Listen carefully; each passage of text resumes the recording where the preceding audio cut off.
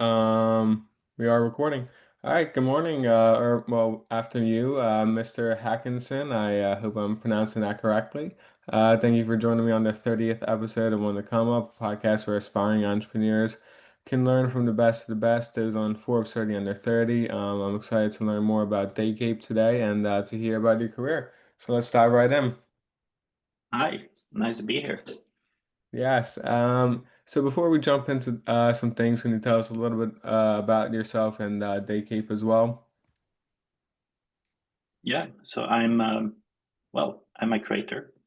I love creating things and design useful things essentially, and that has well, first of all, it led me into the path of creating DayCape, which is an app that is super useful for helping children in the autistic spectrum, managing their daily activities. So that was actually a key interest for me because uh, during my childhood, had actually some troubles in school as well to managing uh, the activity, what to do during school time, when to take a break, when to listen on the teacher, and so on. I think a lot of us have experienced similar things, but for me, it just felt like the obvious choice to when I started to learn to design and studied app design when it was really hyped. It felt like something that a little bit irritating almost that it an app like this didn't exist. So yeah, I started working with the application, kind of like a my ambition was essentially that I want to get this application out. No more ambition more than that. Um, Started to work with interview a lot of different families with autistic children, design a prototype essentially that I continue to work with, raise some funds, um, and then launched it essentially. And then we've seen a lot of really nice user cases of children making tremendous better days essentially. We talk to children like families that their experience that their children from not wanting to hang out with their friends and being frustrated at school, just being able to be more happy and taking more part in life essentially. And yeah, so I've been working with quite a years with that application. I also work with other application on the side as a UX designer. So my passion is designing good things that makes good.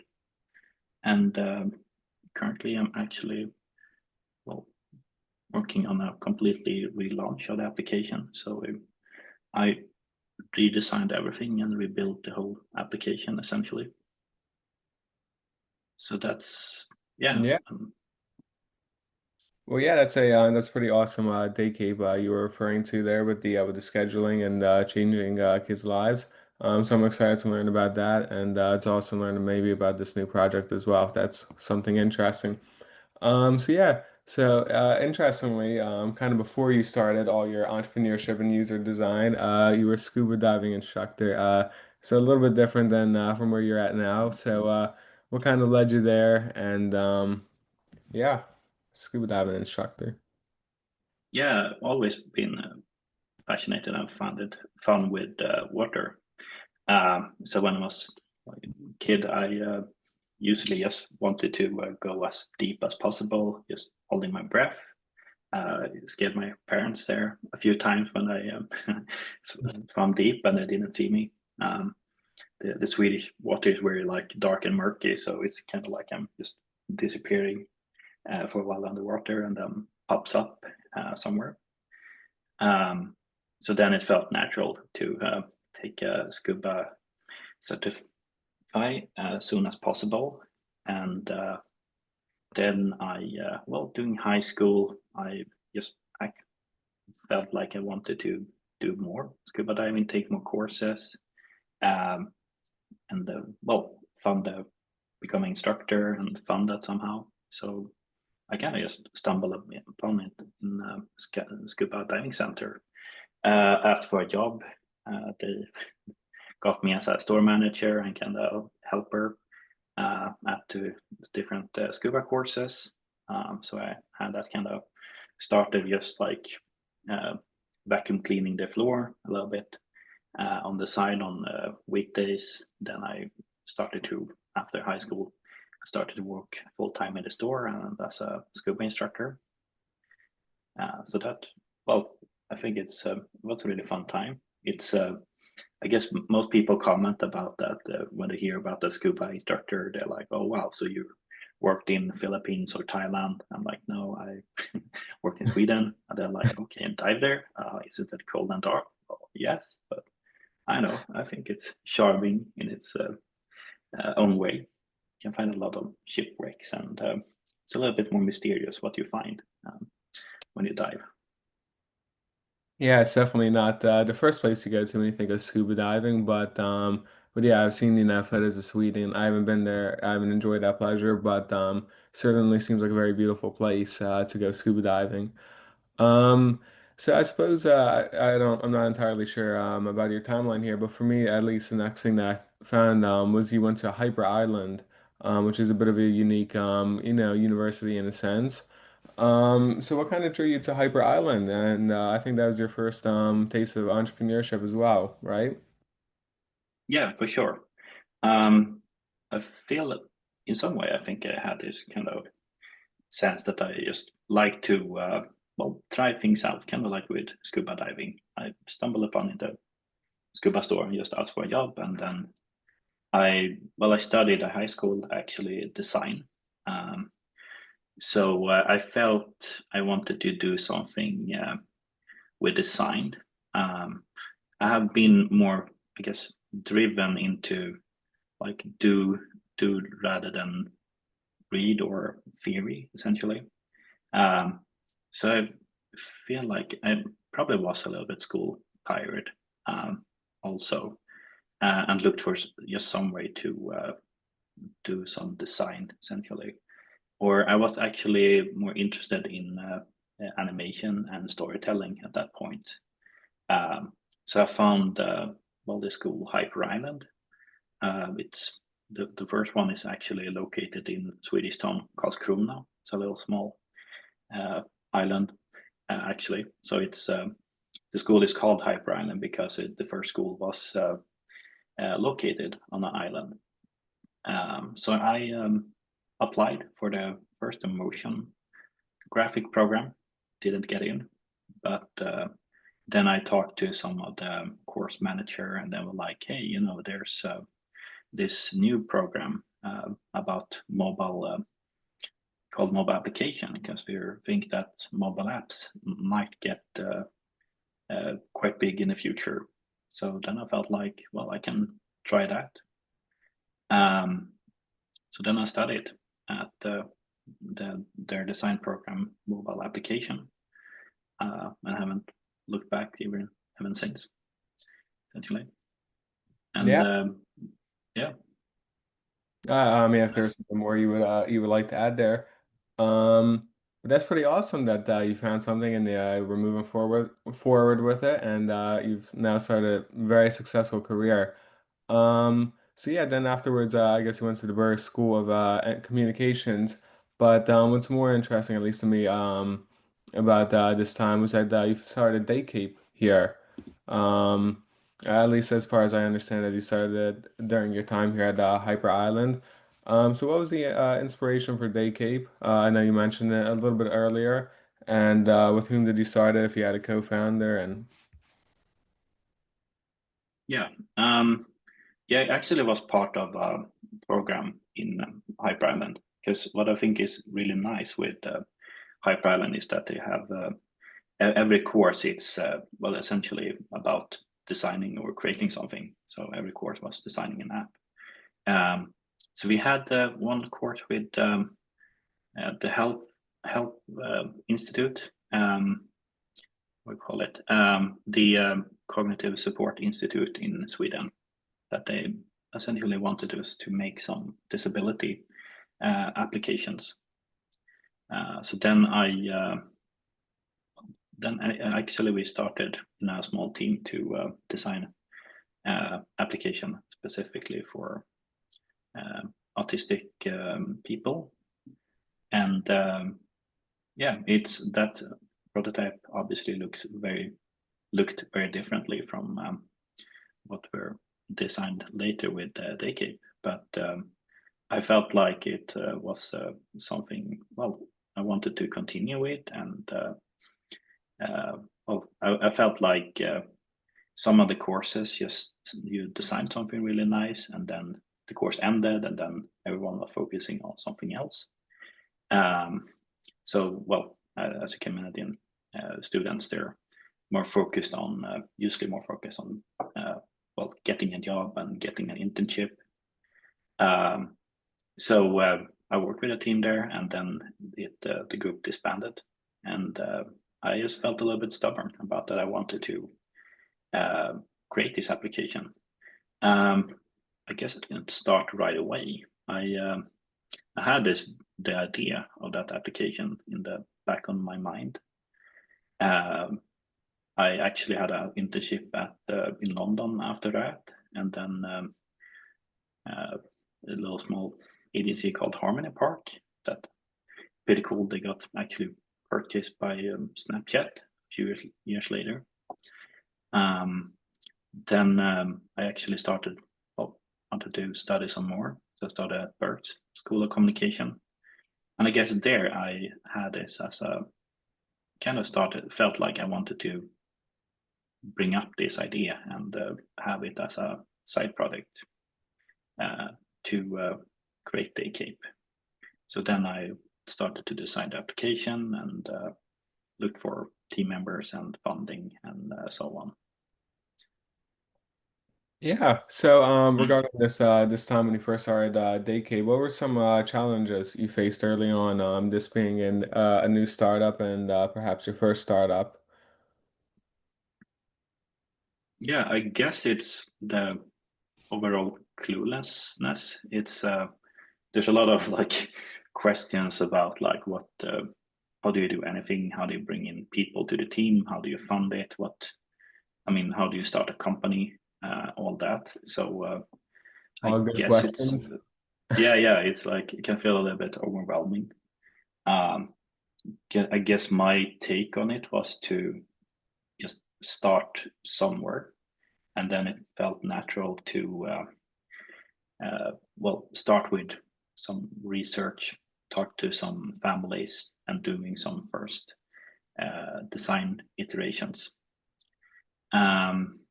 Then it actually was a well classmate that. Well, I think it was good that I actually was open and talked to a lot of people about what I was doing, because then I got a lot of ideas and people gave me advice. And it was actually a classmate that she found an article in a newspaper that the Swedish Telephone Institute actually started to fund applications for disabled people. Well, I wouldn't consider autism a disability, but I mean, it was included in the proposal.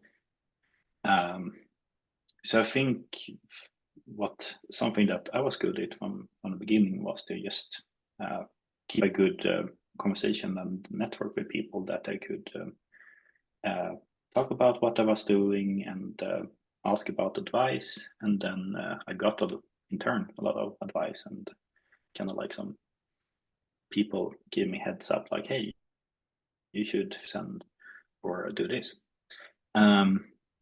Yeah, so then I actually applied for that in that competition and got the first funding round to build the first application for the DayCape, essentially. Was that SIT?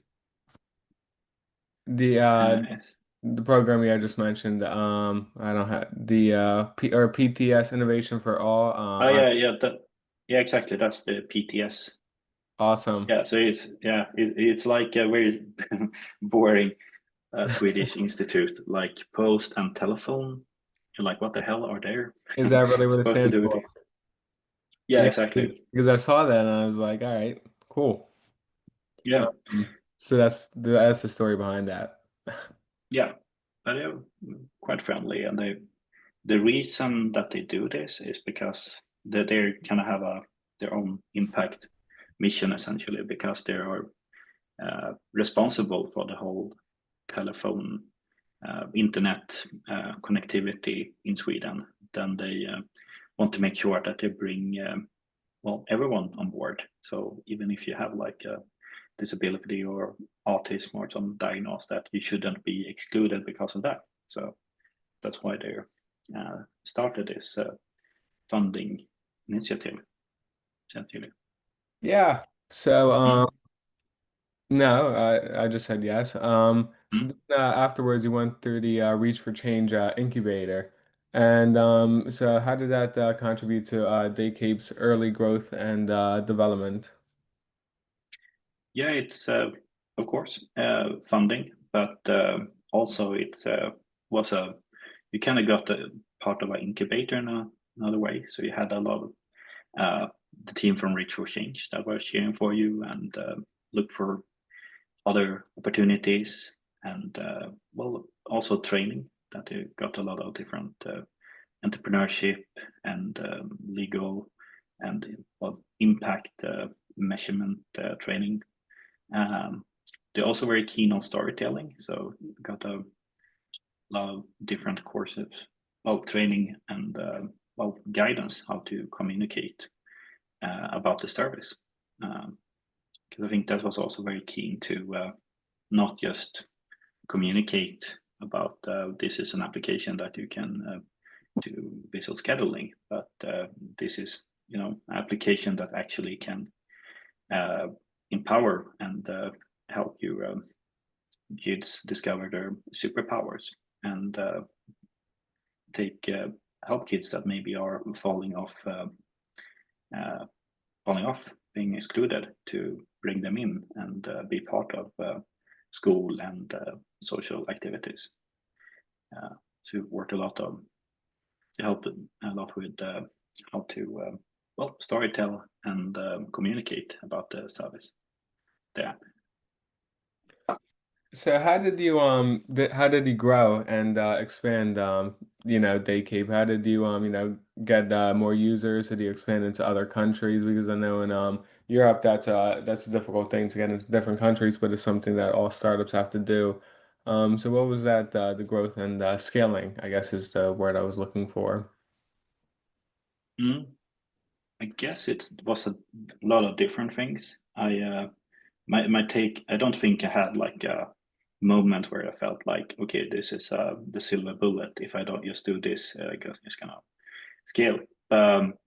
I think I was very good at just reaching out to different organizations and different, well, everything from small blog posts to more larger artist foundations. Just start some sort of partnership or just well ask them if they want to write about us or communicate to the users. So just essentially networking in that way. I think it led to a lot of scaling in users that noticed that it started to pop up users in Sweden and a lot of different countries.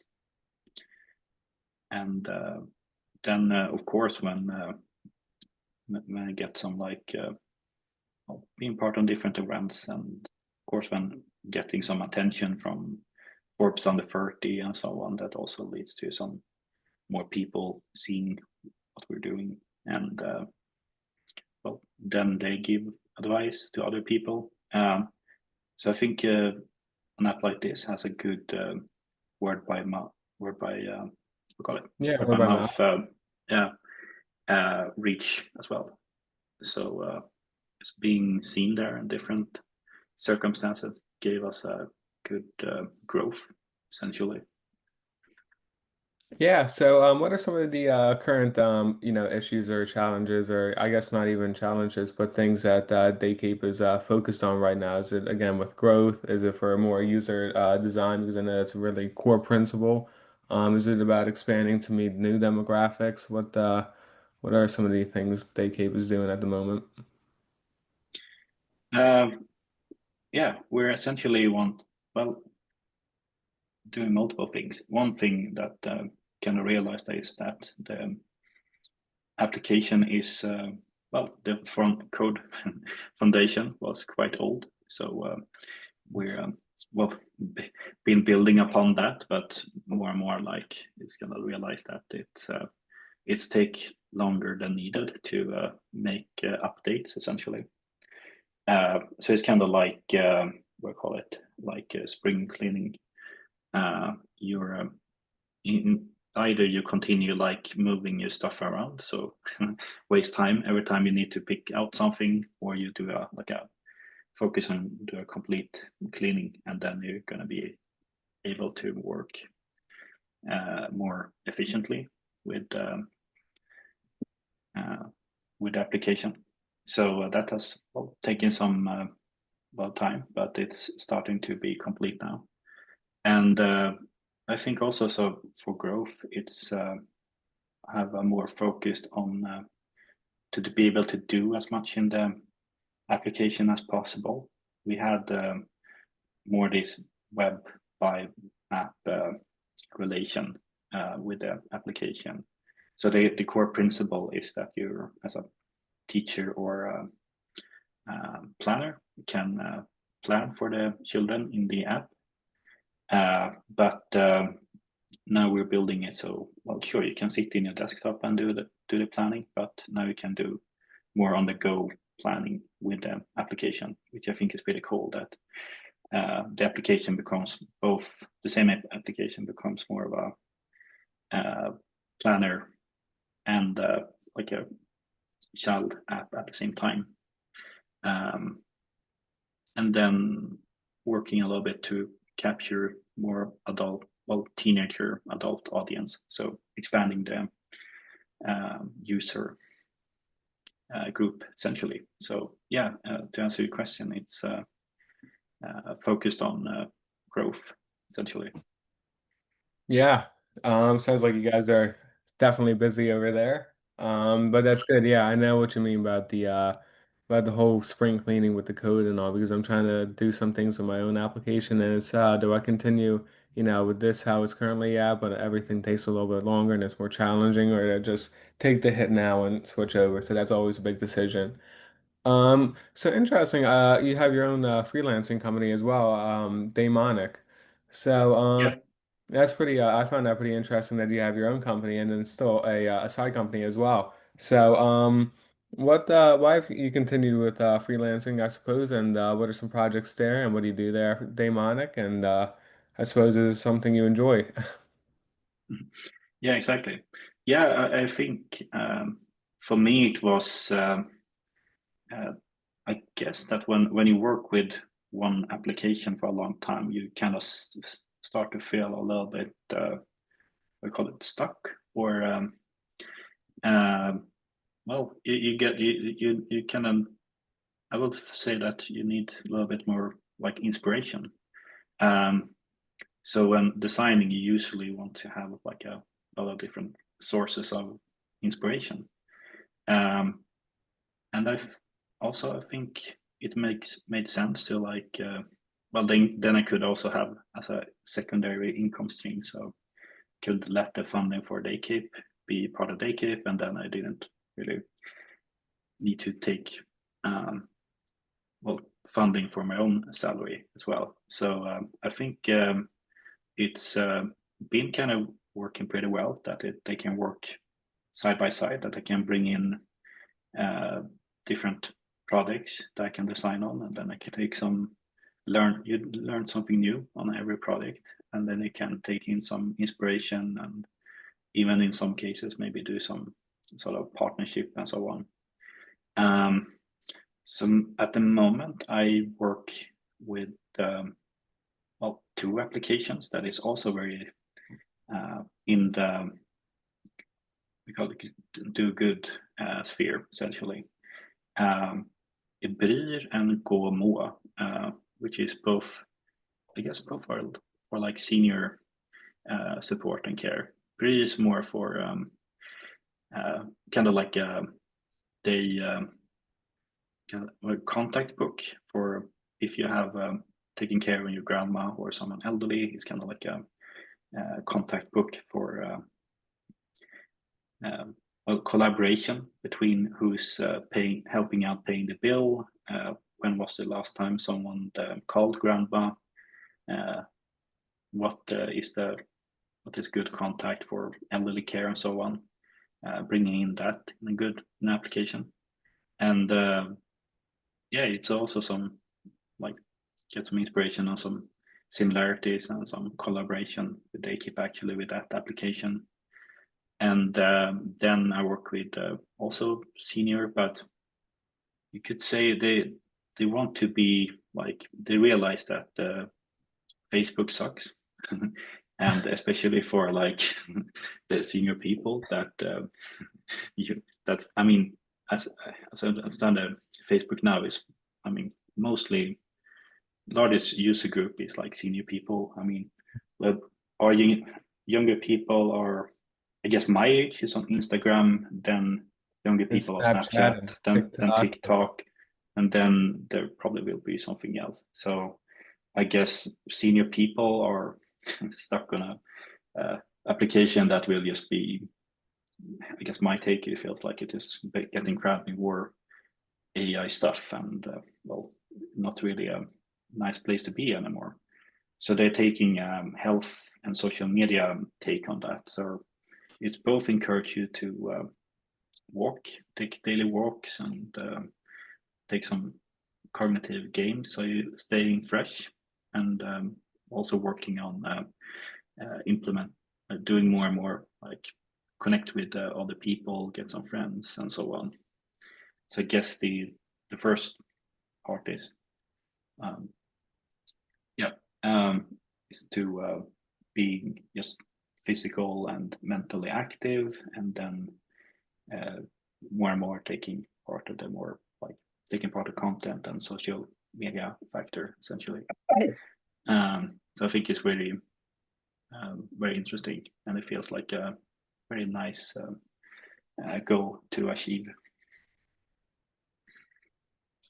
Yeah, but I know what you mean. You do have to get multiple perspectives. You know, if you really pigeonhole yourself onto one project and you really focus on that, then you start to get narrow vision. And it sounds like these other projects are really exciting as well, and they really do align with a lot of these do good ambitions.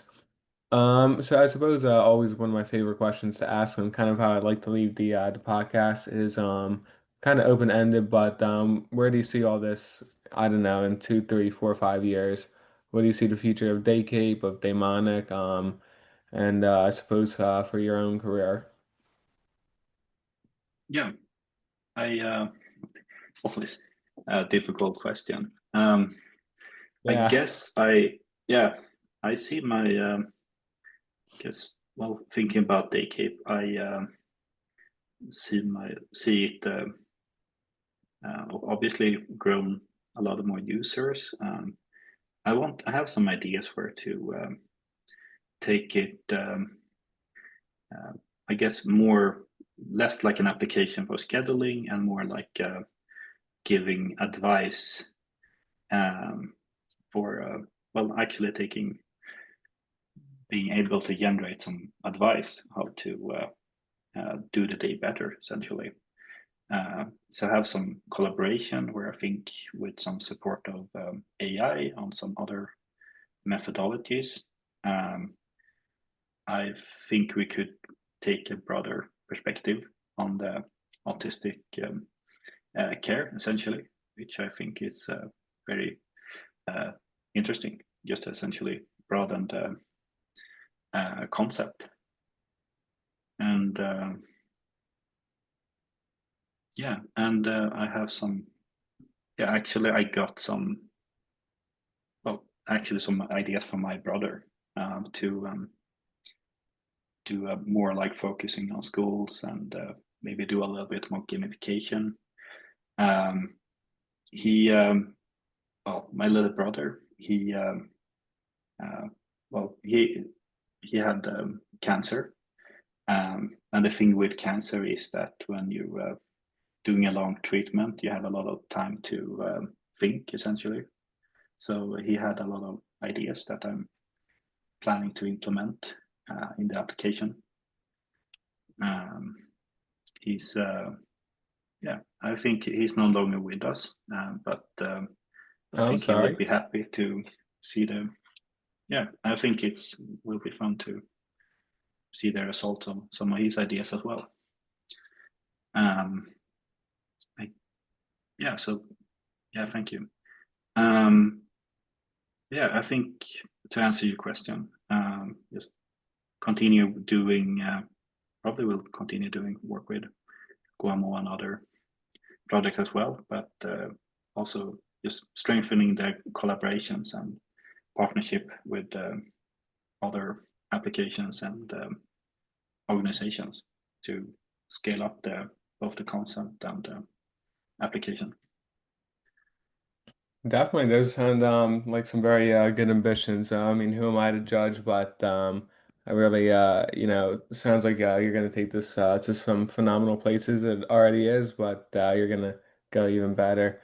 Well, Mr. Hackinson, thank you for joining me today on this episode of One to Come Up. I've really enjoyed sharing this time with you and to hearing about your career. So thank you for Yeah, today. yeah. Thank you, Danny. Nice talking to you. Yeah. Nice talking to you as well.